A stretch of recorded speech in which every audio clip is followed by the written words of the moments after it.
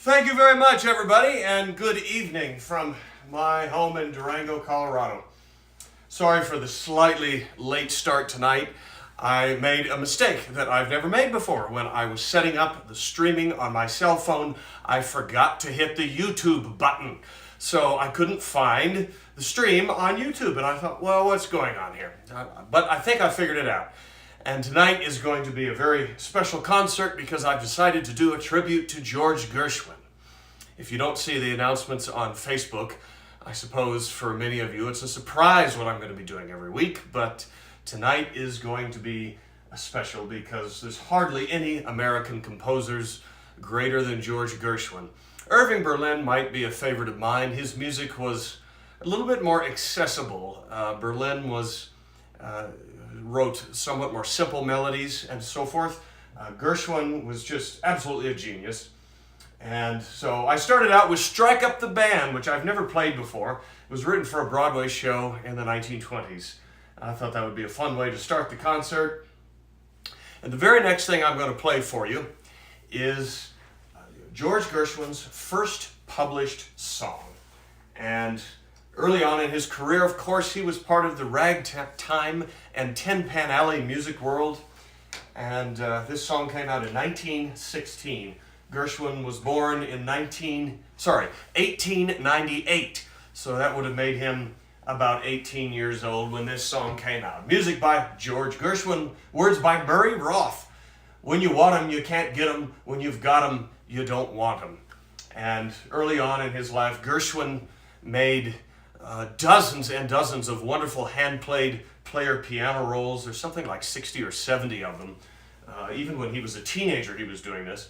And that includes one of these songs. So I kind of play it similar to the way George himself did. When you want 'em, you can't get 'em. When you've got 'em, you don't want 'em.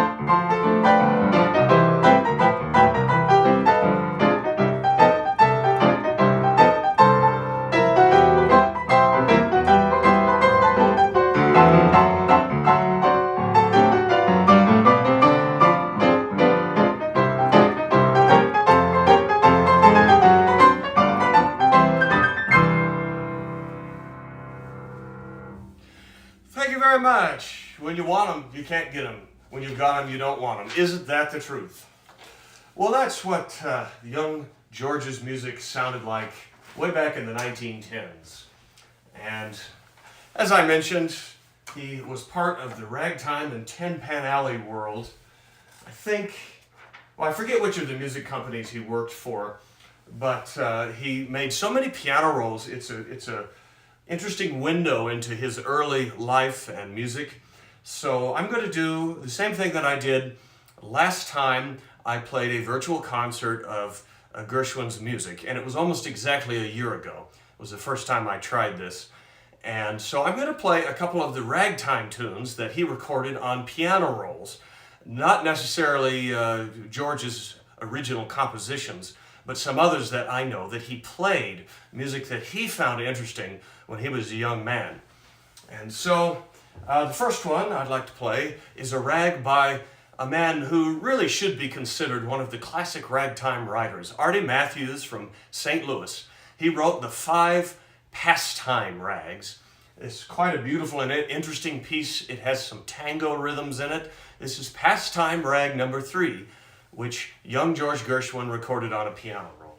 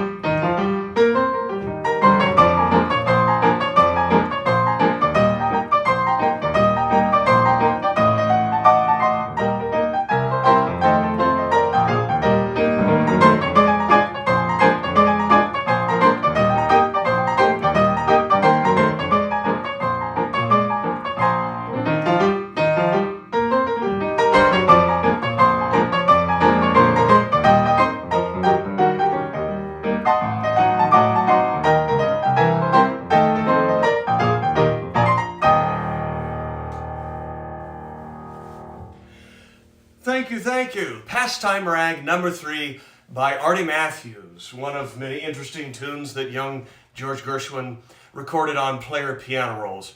I haven't read any books on Gershwin lately, but I believe that one of his earliest influences was a player piano that was brought into the Gershwin home when he was a young man. That's in part how he started to learn to play the piano.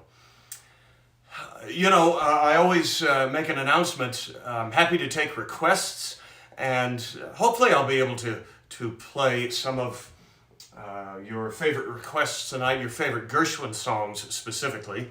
And I do accept virtual tips for these concerts. All you have to do is send in a tip on PayPal or Venmo. It's just like we were, in person. And if you don't trust PayPal and Venmo, I have a P.O. box on my website for checks too. If you like this kind of music, once again, it's very helpful to my career. Now, here's another tune that George recorded on a player piano roll. And this is not quite the way he played it, but it's pretty close. And I love this song. There was both a song and an instrumental version of this. You know, in those days, many of the great ragtime piano hits, well, they would add words to it, or vice versa. If it was a big pop song hit, well, they would compose an instrumental version just for the piano without voice. And so I've thrown a bit of the two together here, but this is a number from about 1916 called Buzzin' the Bee.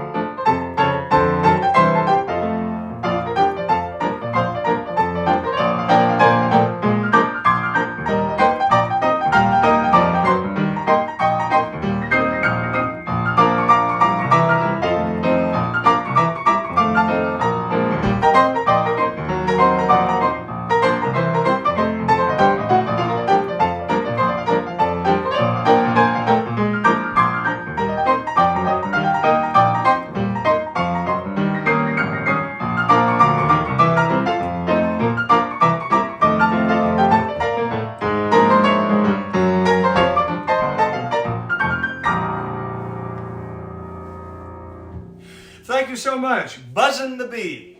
All right. Well, I see that I have already had a request for the wonderful ragtime piano solo that Gershwin wrote. He only wrote one that would really be considered an instrumental piano rag. And I'm going to do something very special. I'm going to let George himself play it for you. And here is my original copy of the piece. Let's see what the exact date is. 1917. So very early on in his career, he wrote a really brilliant rag called Rialto Ripples Rag, co-composed with a man named Will Donaldson. Now, Will Donaldson is not the famous Walter Donaldson, the songwriter who wrote My Blue Heaven. Will Donaldson was a different man, and just as a matter of curiosity, I have been in touch with his son recently. His son became an actor named Ted Donaldson, who was in classic movies as a child in the 1940s. His son Ted was in the movies Once Upon a Time with Cary Grant and A Tree Grows in Brooklyn. And so that also means that Ted's stepmother was the great pianist and composer Muriel Pollack. So he's a very interesting man. I've been playing phone tag with him now for months, and I really hope I get to talk to him. Of course, I want to ask him about his father and George Gershwin. So what I'm going to do now is play a nice recut on my player piano of the uni-record piano roll of George himself playing Rialto Ripples Rag in about 1917. And I don't think I have the tempo quite right on this, so you might have to give me half a second. Here we go. I'm going to have to guess at the tempo here because I'm going to play 2 rolls tonight. Seems like everyone really enjoyed the piano roll I played last week, so I figured it wouldn't hurt to do it again. This is a 1913 Apollo player piano. Rialto Ripples Rag.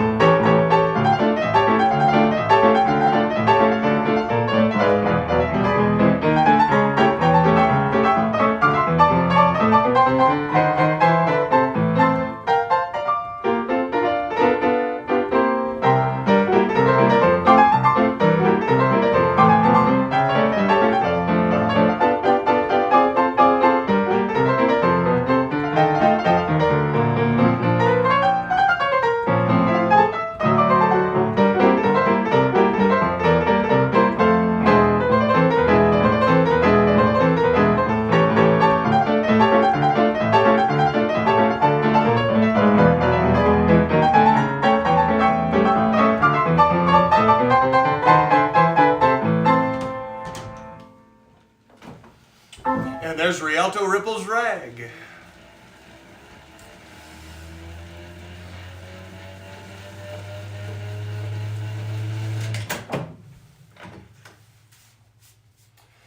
I decided that I might even play you another piano roll tonight just to demonstrate some of George's stylings when playing other composers' music. But let's take a moment now and play one of the famous Gershwin songs.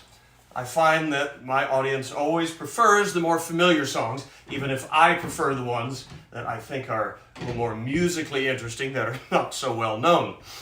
I have in my hands the original edition of Gershwin's first enormous hit, which came out in 1919, and it's called Swanee.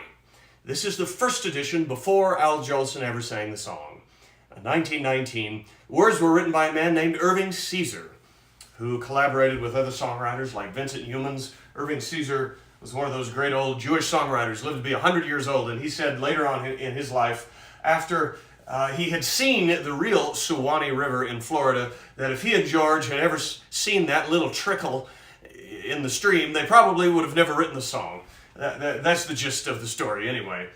And so here is George Gershwin's big monster hit of 1919. In fact, it was probably the biggest of his entire career, Swanee.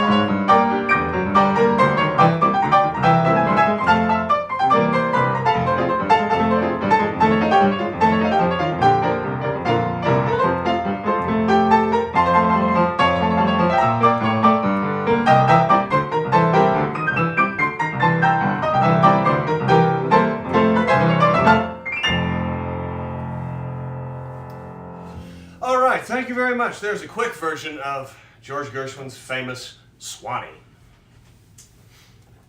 Well, I mentioned that I might play another piano roll. Let's go ahead and do it right now. And I have a whole lot of the early Gershwin rolls. I have beautiful recuts of those piano rolls, which I obtained from the collection of the late Mike Montgomery, who had recuts of a lot of these rolls made. I even have George Gershwin playing songs like Chinese Blues and the Kangaroo Hop, believe it or not. But here's one of the original rolls I have from my collection. And this is a very famous song, which came out in 1920, I believe. I bet you'll all know it. And so I played a couple of rolls yesterday and decided to pick this one because you can hear already at the age of about 21 or 22 that Gershwin was adding his own harmonies to these other songs, and he has very unique sounding harmonies that foreshadow what's coming later. Not too much in this roll, but a little bit. So let's hear Whispering now, played by George Gershwin himself.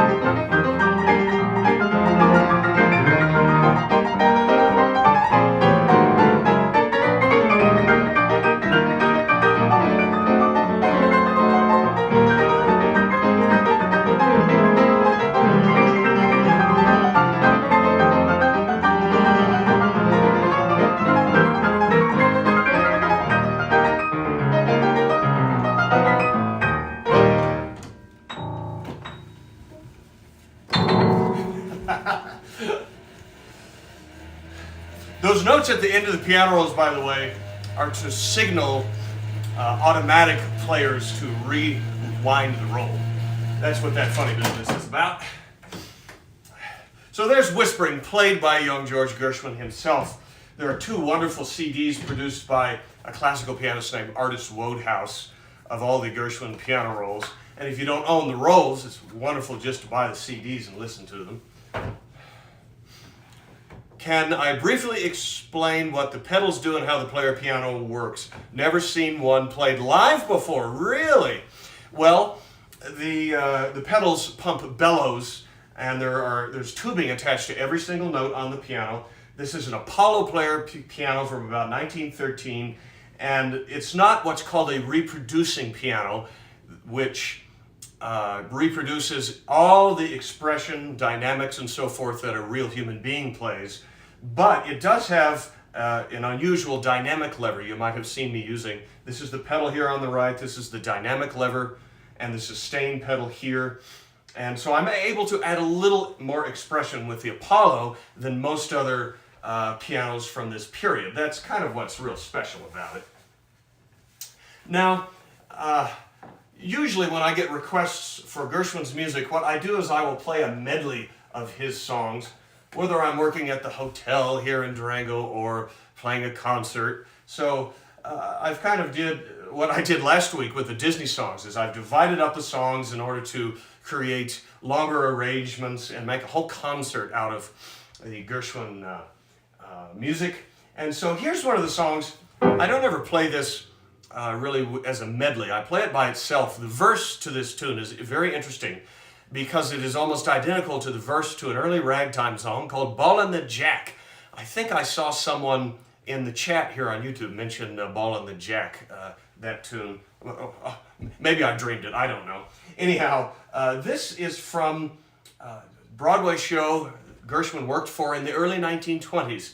And he wrote for this show for several years, the George White Scandals. And I believe this is from the 1922 edition of the George White Scandals. I'll Build a Stairway to Paradise. Been one of my favorite Gershwin songs for quite a while.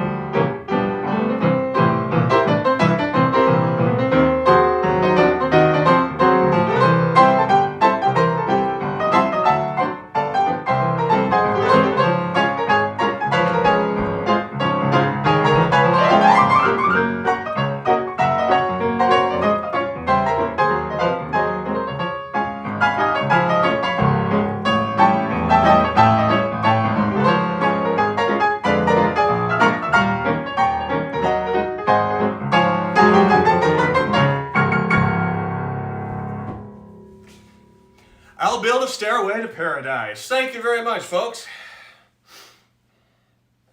You know, I haven't double-checked all three streams here. Let me do that real quick.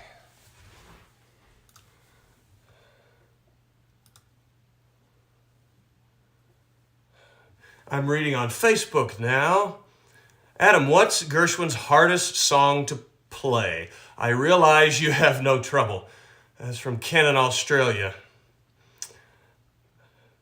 Oh, hey, Diana. I wish Michael Feinstein could hear this song, too. You know, when I worked with him at Carnegie Hall, the funny thing is we didn't do any Gershwin music. It was all ragtime era music. I would love to play Gershwin with him someday. I really would. Gershwin's hardest song to play, to answer that question, you know, Rhapsody in Blue is extremely challenging, but I imagine Concerto in F might be more difficult because it's almost twice as long as well. So that would be my guess on that.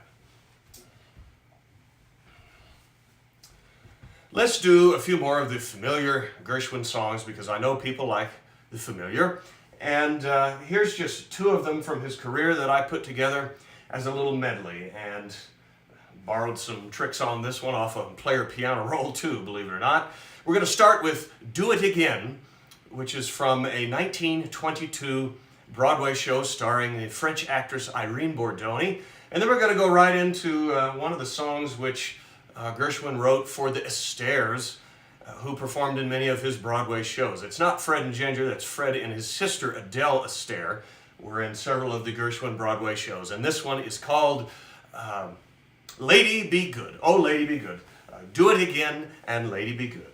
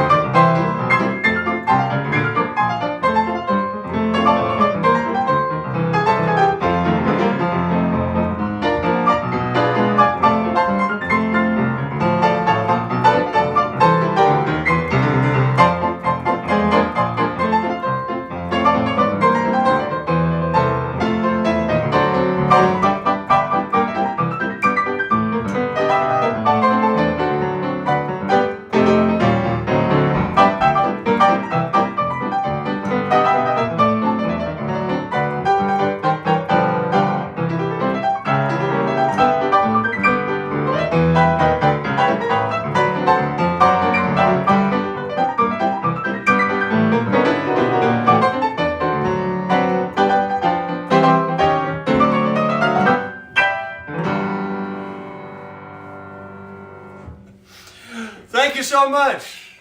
Well, there's a couple of the famous Gershwin Broadway tunes.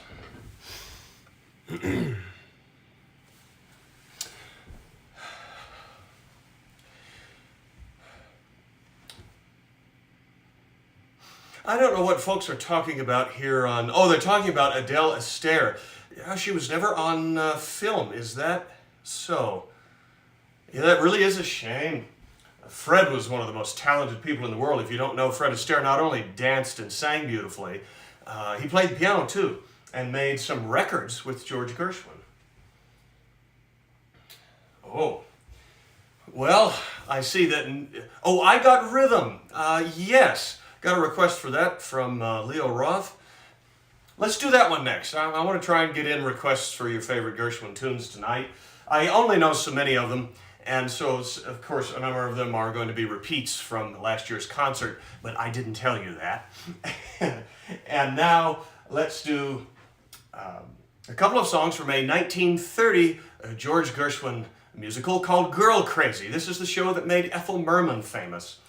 And I'm going to do the two biggest hits from the show, Embraceable You and I Got Rhythm. These are both from 1930.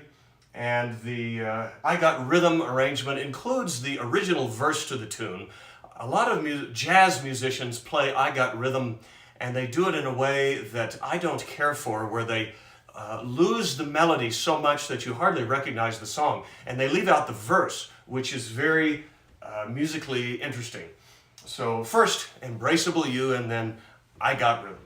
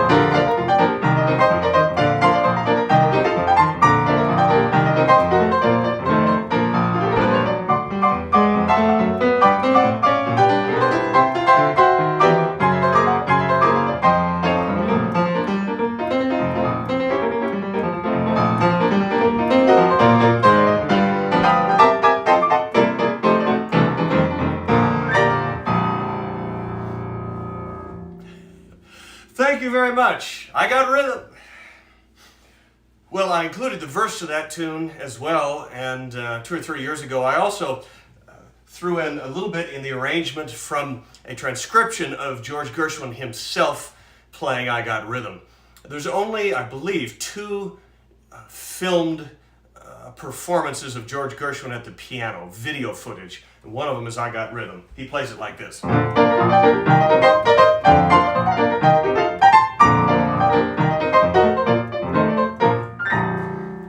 The little thirds and other harmonies, it's just really brilliant.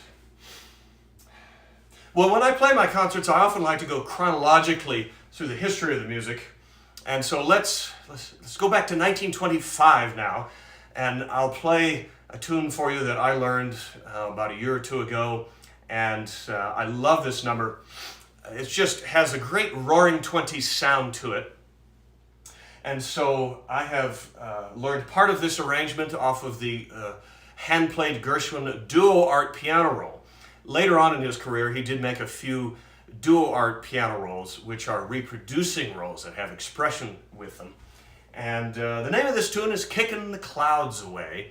It's from one of the much lesser-known Gershwin shows, which not only toured in the United States, but I have the original British copy of the sheet music. I wish I could find the American one. So here we go with Kickin' the Clouds Away.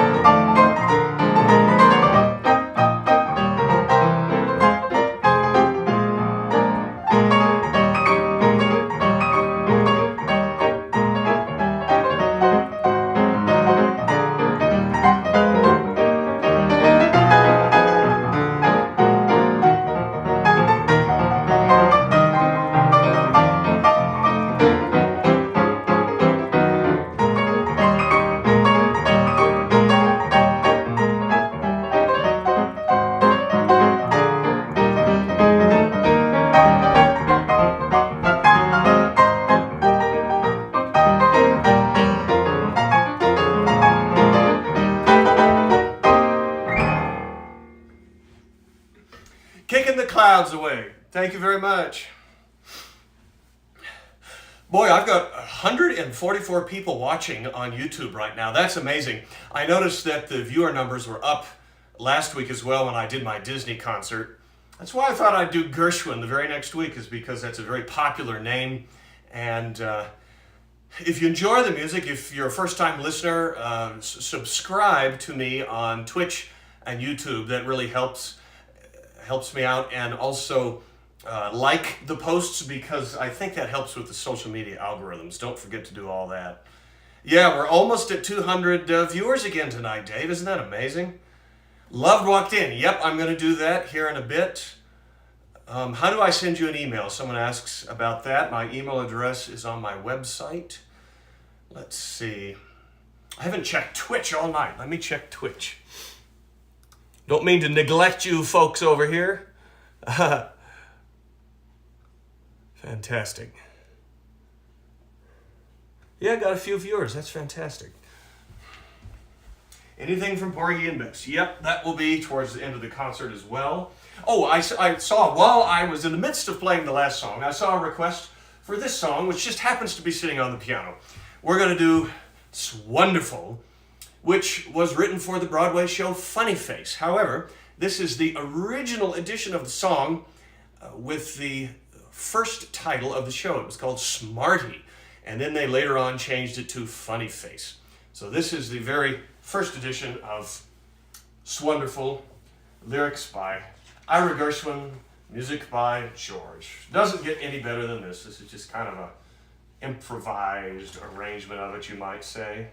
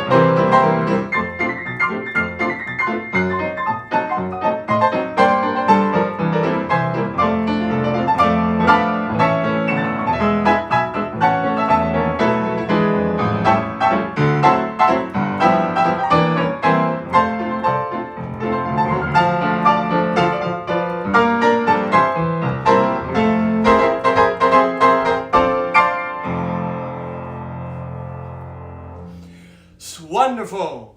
Thank you, thank you. It's marvelous that you should care for me. If you didn't know, not only did George have his brother Ira, who was a very talented lyricist, he had two other siblings, and they were all musicians, Arthur Gershwin and Francis Gershwin. Somewhere upstairs I have an LP, I don't even remember where I got it, of Francis Gershwin playing the piano. I've got to listen to that and do a digital transfer of it. It's not unlike the Disney concert I did last weekend. There are so many wonderful Gershwin songs that I'm afraid I don't know them all by heart, and that includes Fascinating Rhythm. Maybe I will have to do that the next time I do a Gershwin concert. I've already played Rialto Ripples. Well, I played the piano roll of it, played by George himself. Normally, if I'm playing at a hotel or at a party or a restaurant or something, I'm happy to repeat songs, but I don't do that during these virtual concerts because I like to make them a little bit more formal, and I like to stick to the theme of the concert just for the fun of it and for the challenge for myself. In fact, I might mention now, if you enjoy the music, I accept virtual tips for these concerts. All you have to do is send in a tip on PayPal or Venmo, and the information should be in the chat and the postings on all three websites. Let's see. Oh, let me play for you a little treasure from my sheet music collection. I a number of years ago, became a huge fan of these 1930s comedians, Wheeler and Woolsey. They were a little bit like the Marx Brothers, a little bit like Laurel and Hardy, only personally I think they're even zanier and funnier. And the partnership was cut short. Sadly, Robert Woolsey died in about 1937 or 38, around the same year as George Gershwin, actually. And so, after the Depression hit, a lot of the songwriters went out to Hollywood to write songs for movies. Talking pictures had become extremely popular, and so George went out there, and here's a rare one. Now, on Broadway, Girl Crazy was one of his biggest hits as a musical on Broadway. However, they made a movie out of it, and the first movie starred Wheeler and Woolsey, the comedians. So here is the Gershwin song from the Wheeler and Woolsey movie, Girl Crazy. It's an early one from 1934. Oh, that's only an advertisement for Rhapsody in Blue on the back of the sheet music. So the song from this movie is called You've Got What Gets Me. Here's a rare Gershwin number from the movie Girl Crazy. There have been two movies made of it. The more famous one stars with Judy Garland and Mickey Rooney. This movie also starred Dorothy Lee and Mitzi Green, some really wonderful actors from the 30s that I love. So I thought I'd play the tune for you. You've Got What Gets Me.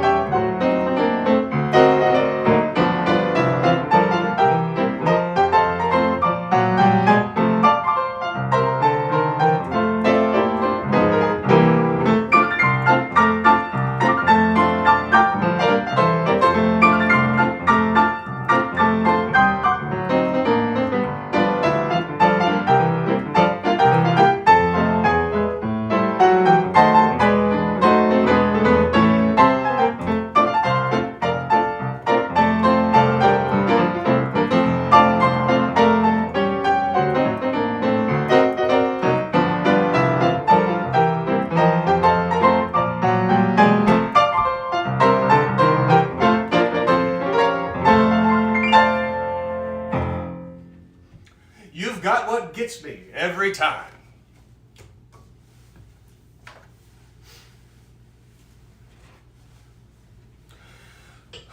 Yeah, we've hit 200 viewers again. Isn't that neat? Thanks for counting, Carl. I don't have a whole lot more to play for you. As I said, my Gershwin repertoire is limited, but if you have requests, please go ahead and send them in. Embraceable You, I've already played that.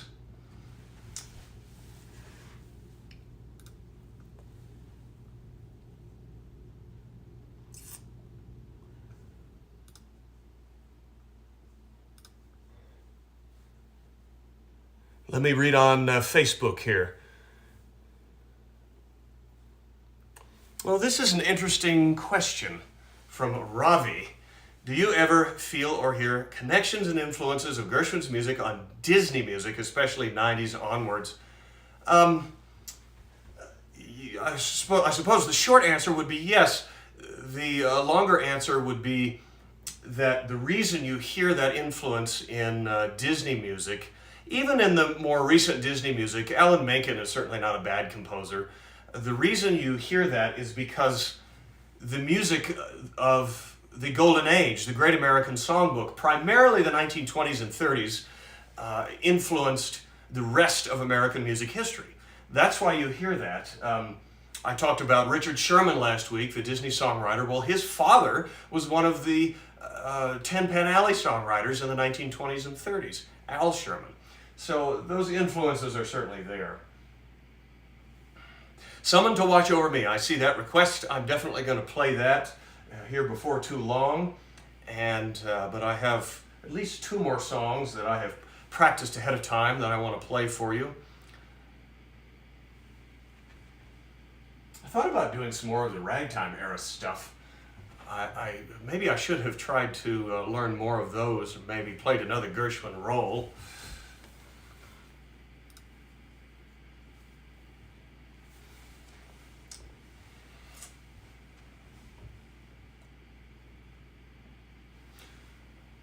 Maybe more of Al Jolson. You know, I could do that, and it would sort of fit in, even though it's not Gershwin's music. Oh my goodness, can't believe someone's listening from Russia tonight. That's amazing. And of course, Rhapsody in Blue. Yes, I will be performing that as the grand finale for tonight's concert.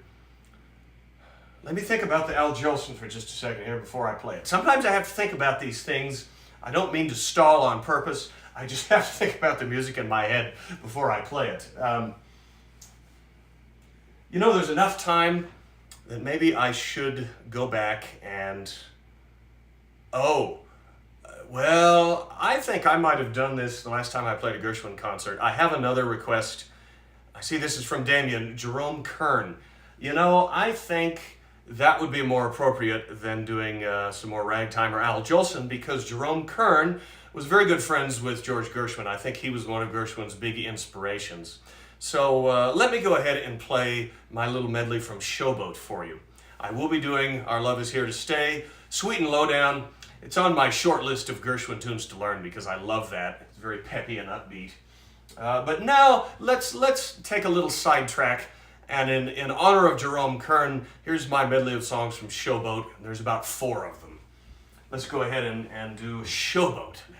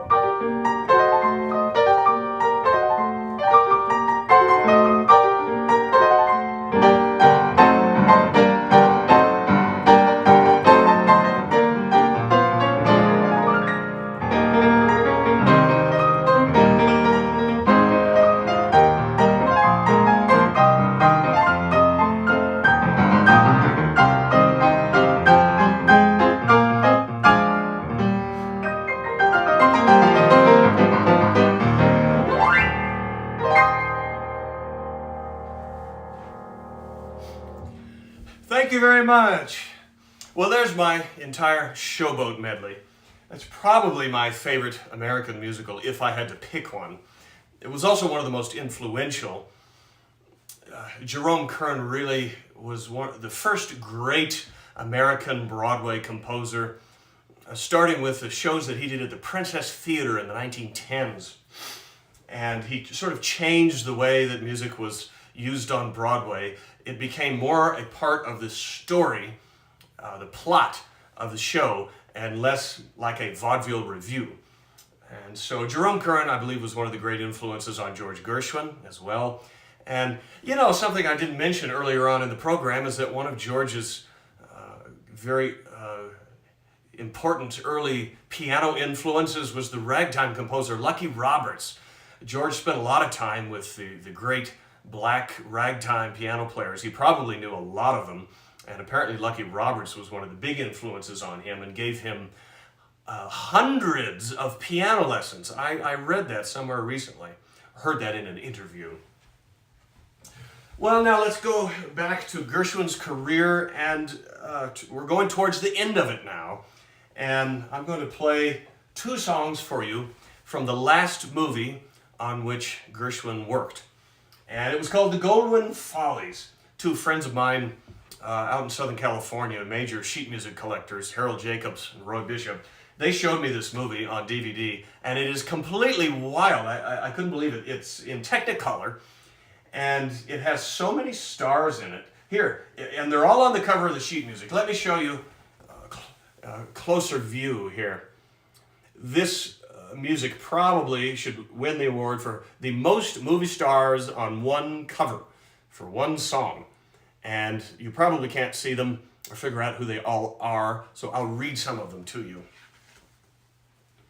Adolphe Menjou, Andrea Leeds, the Ritz Brothers with Crazy Comedians, Phil Baker's in the movie, Edgar Bergen and Charlie McCarthy. There's an operetta singer in this movie, and Kenny Baker, who was a very pleasant and talented star of the late 30s and early 40s. He sings these two love ballads in the movie, and originally this one, Love Walked In, was the big hit.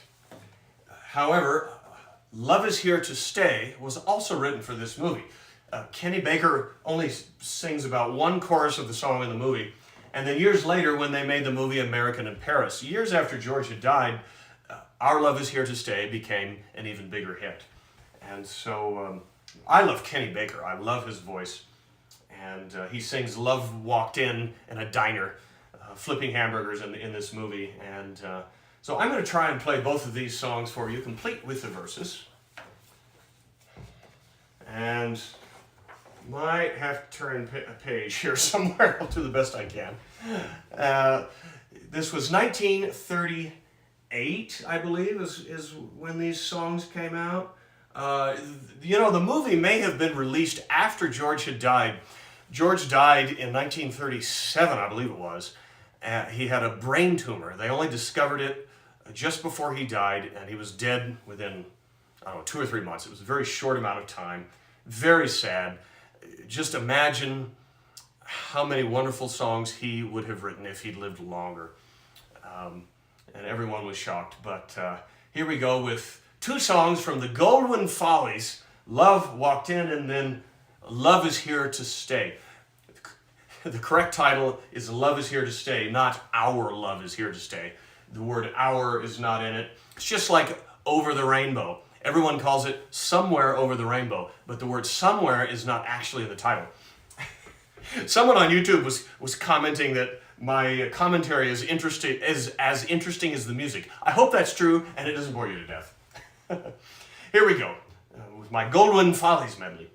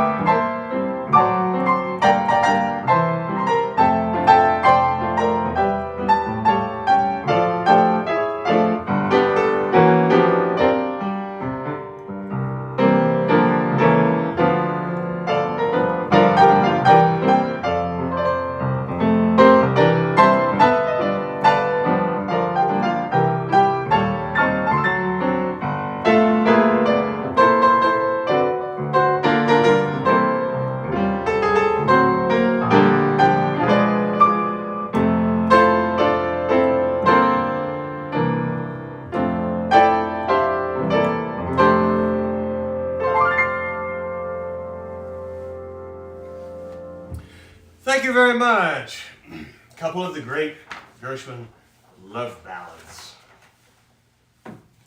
He wrote some songs for that movie you wouldn't believe, songs that are not very Gershwin-esque, including I Love to Rhyme, and a song, there's a whole bunch of cats that run around in one of the scenes with the Rich Brothers, the comedians, and songs called Here, Pussy, Pussy by George Gershwin.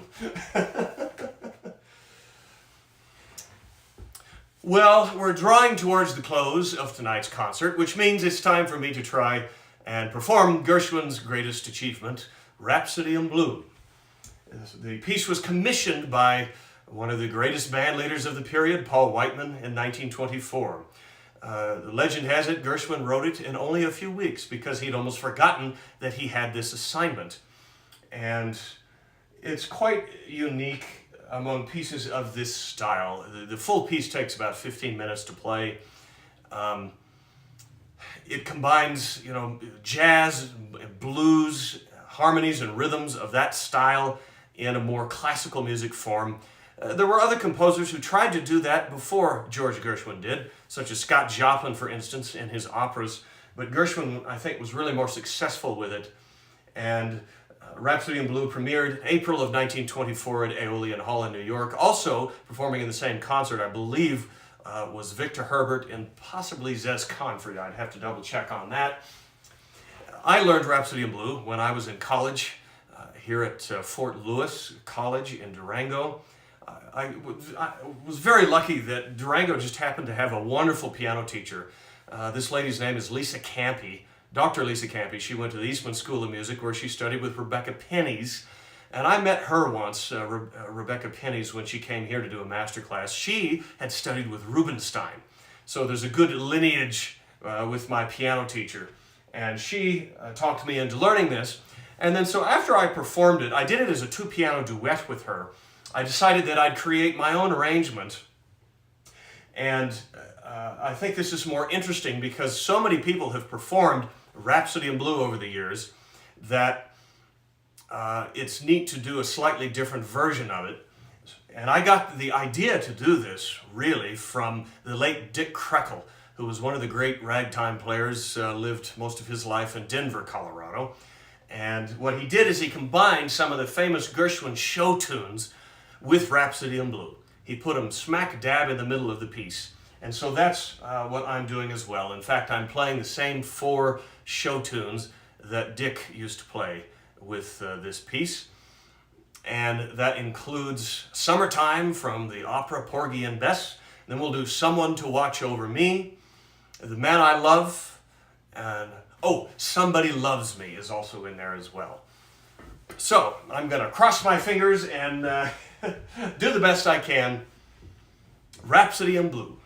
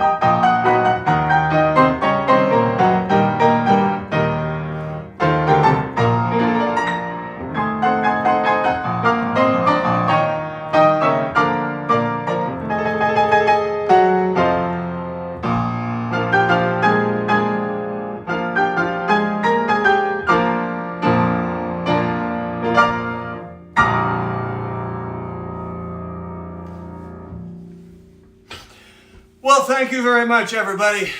There's my arrangement of Rhapsody in Blue. I hope you like it, played that way. Thank you so much for listening to tonight's concert, and I really do appreciate those tips. I'm glad that I have so many viewers still watching these virtual concerts. And next week I will be back. I don't know, is next week the Super Bowl or is there another week before that happens? It doesn't matter. Even if that happens, I'm doing a Sunday night concert. And next weekend on Sunday night, the concert will be entitled My Old Flames. It'll be a Valentine's Day themed concert. I've already decided on that. So please join me here on all three websites once again next week. Thanks so much. Good night for now, folks.